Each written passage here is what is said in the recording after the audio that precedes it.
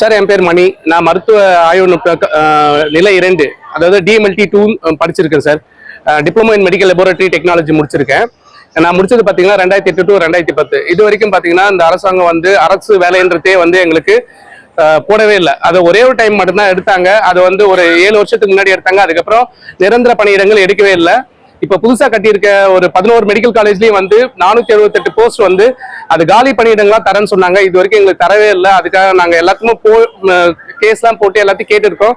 அது அந்த ஃபைல் போயிருக்கு. அது நிதி அமைச்சர்கிட்ட போயிட்டு அதுக்கப்புறம் எது என்ன பண்ணாங்க எது பண்ணாங்கன்னு தெரியல. அது அப்படியே தான் தூசி தட்டி தான் வச்சுட்டு இருக்காங்க. அந்த போஸ்ட்டை கொண்டு வரவே இல்லை. இப்ப பாத்தீங்கன்னா நாங்க வெயிட்டேஜ் முறையை கேட்டிருந்தாங்க. அது கோர்ட்ல கேஸ் போட்டு அது எழுத்து தேர்வா கொண்டு வரன்ட்டு 549 ஜியோ இது பண்ணியிருக்காங்க. அது சீக்கிரமா அமல்படுத்தணும். எழுத்து தேர்வு முறையை கொண்டு 549 அமல்படுத்தினாங்கன்னா கொஞ்சம் நல்லா இருக்கும். அதுக்கு அடுத்தது பாத்தீங்கன்னா 262 ஜியோ சுத்தமா கேன்சல் பண்ணணும். அந்த 262 ஜியோல பாத்தீங்கன்னா இப்போ 60 வேகன்சி கொடுத்திருக்காங்க. அந்த 60 வேகன்சி 2:1, அதாவது CMLT 1 இயர் கோர்ஸ் முடிச்சவங்களுக்கு 2 போஸ்டிங்கும், 2 இயர்ஸ் படிச்ச நாங்க எங்களுக்கு 1 போஸ்டிங் தான் கொடுக்குறாங்க. அதுவும் 60 போஸ்டிங் தான் கொடுத்துருக்காங்க. இந்த 60 போஸ்டிங்ல நாங்க போறது பார்த்தா 20 தான் போவோம். மீதி 40 போஸ்ட் அவங்களுக்கு போயிடும். எங்களுக்கு இது வரைக்கும் போஸ்டிங்கே எடுக்கவே இல்லை.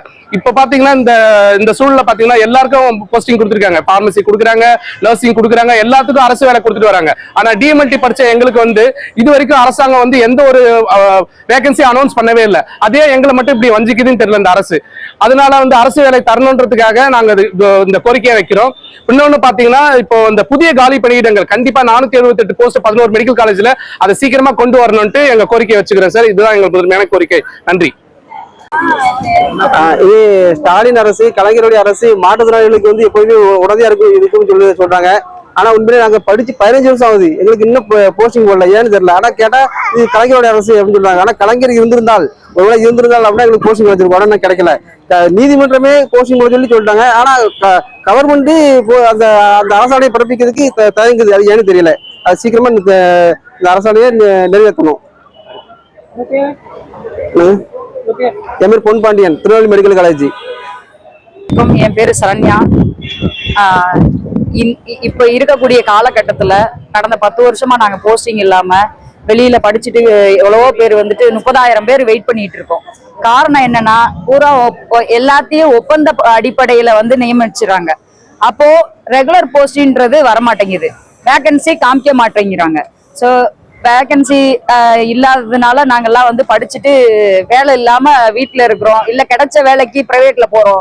பிரைவேட்ல 8,000 10,000 12,000 சம்பளம் தான். மிஞ்சி மிஞ்சி கூட போனா 15,000 சம்பளம் அவ்வளவுதான் கிடைக்குது. சரிங்களா? சோ இந்த அமல்படுத்து அரசாணை எண் 549 அமல்படுத்து. இந்த 549 அமல்படுத்தினா எங்களுக்கு போஸ்டிங் வருஷம் காலி பணியிடங்களை உருவாக்க முடியும். எல்லாருக்கும் வாய்ப்பு கிடைக்கும் சார். போஸ்டிங்கான வாய்ப்பு கிடைக்கும். சரிங்களா?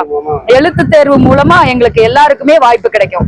கடந்த 2005 இருந்து இப்ப இருக்கக்கூடிய 2026 வரைக்கும் படிக்கக்கூடிய DMLT மாணவர்களுக்கு எல்லாருக்குமே வாய்ப்பு கிடைக்கும். வேலை வாய்ப்பு உறுதியாக கிடைக்கும்.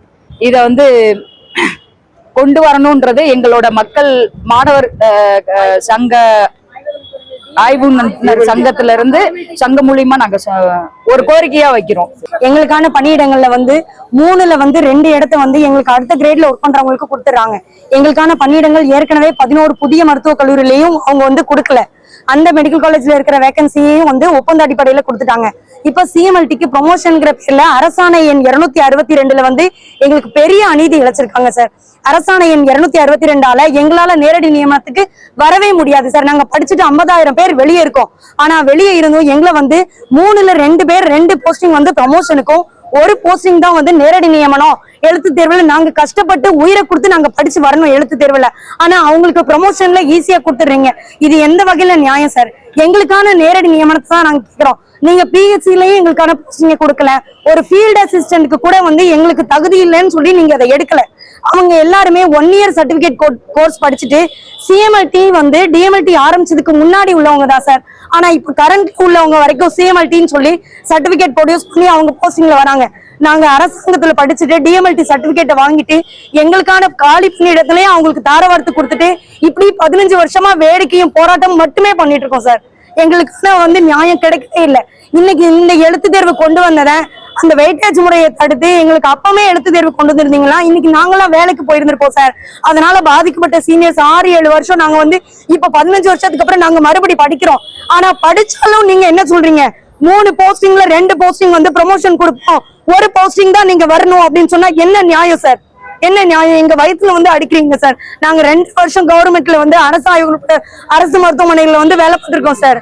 ராத்திரியும் பகலுமா வேலை பார்த்து இது கஷ்டப்பட்டு படிச்சிருக்கோம். ஆனா 1 இயர் சிஎம்எல்டி நான் அவங்களை தப்பா சொல்லல, அவங்களுக்கு கொடுக்குற முன்னுரிமை எங்களுக்கு ஏன் கொடுக்கல இந்த அரசாங்கம்? எங்களை ஏன் சார் புறக்கணிக்குது? நாங்க என்ன பண்ணோம் சொல்லுங்க? சிஎம்எல்டி படிச்சதுதான் தப்பா? அப்படியா அப்ப நாங்களும் சிஎம்எல்டி படிச்சிருப்போம். இன்னைக்கு வந்து ஏதோ ஒரு பிஎஸ்சில நாங்க போஸ்டிங் வாங்கியிருப்போம் சார். எங்க பணியிடங்களையும் கொடுக்க மாட்டீங்க, புது மெடிக்கல் காலேஜ்லயும் வந்து கான்ட்ராக்ட் பேசிஸ்ல போடுவீங்க. நாங்க எங்க தான் ஒர்க் பண்றது சொல்லுங்க சார்? இன்னைக்கு வந்து அந்த ஒரு இதுலதான் நாங்க எல்லாருமே வந்திருக்கோம் சார். எங்களுக்கான நியாயத்தை வந்து அரசாங்கம் வழங்கணும். அரசாணை எண் 262 கண்டிப்பா ரத்து செய்யணும் சார். எங்களுக்கான காலி பணியிடம் எங்களுக்கு வழங்குறீங்க சார். நாங்க எப்பனாலும் படிச்சு நாங்க எக்ஸாமுக்கு வர நாங்க ரெடியா தான் இருக்கோம் சார். அதை முன்னாடியே வந்து எக்ஸாம் கொடுத்துருந்துருக்கலாம், நாங்க எப்பவோ வந்து கிடைச்சிருக்கோம். இப்ப வந்து பரவாயில்ல, இது பண்ணது கவர்மெண்ட்டுக்கு வந்து ரொம்ப தேங்க்ஸ் சார். ஆனா அரசாணை எண் 262 கட்டாயம் ரத்து பண்ணணும். எங்களுக்கான எக்ஸாம உடனடியா நடத்தணும் சார். அதுதான் எங்களோட மெயினான கோரிக்கை சார். காலி பணியிடங்கள் எண்ணிக்கை வந்து 478 காலி பணியிடங்கள் இருக்கு சார். அதை அறிவிச்சு அதுல எங்களுக்கான நியமனத்தை தந்தாலே போதும் சார். எங்களோட மெயின் கோரிக்கை இல்ல, காலி பணியிடங்கள் அதிகப்படுத்துங்க. அரசாணை எண் 262 கட்டாயம் ரத்து பண்ணணும் சார். அதுதான் எங்களோட மெயின் கோரிக்கை.